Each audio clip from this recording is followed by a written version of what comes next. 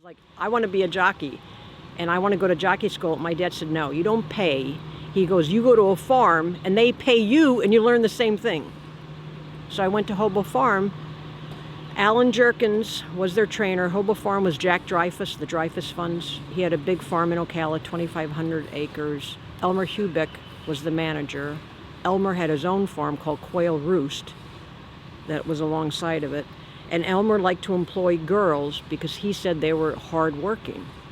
So really it was all girls. We had an occasional guy getting on horses. One of them was, he went on to be a successful jockey. Mario Pino or I can't remember now, or the other guy.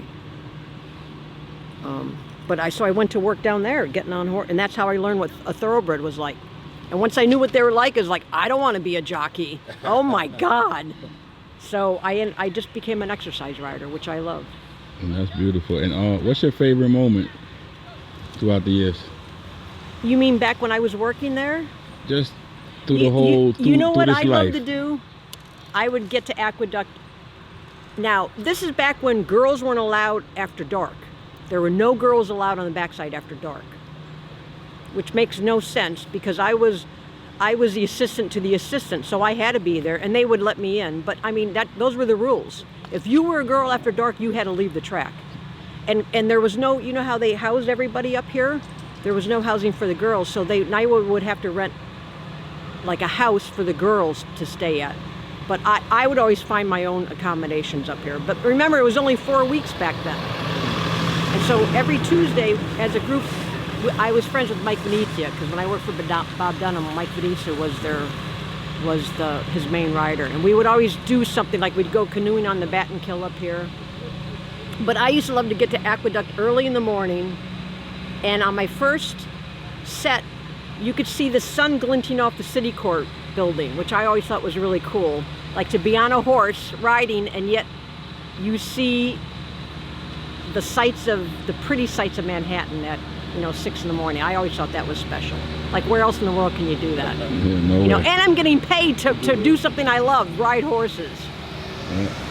So anyway, what make this racetrack so special, Saratoga? Well, I think it used to be more special. Well, Saratoga, I was a groom in 1977. There was no hot water. There was no lights in the barn, in the stalls. So the first person in, because the days get longer, so it'll be dark. The first person in would have to hang a work light in the stall to get the horse ready.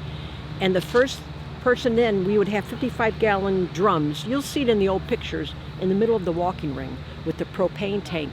And the first person in would have to light the ring of fire, the pilot light, and that's how we would get our hot water. It would heat up this 55-gallon drum of water. That was our hot water source. You had to pump the water back then, huh? Well, every stall had a hand pump because that's what Saratoga was known for, the water, and that's where we gave our horses the water from.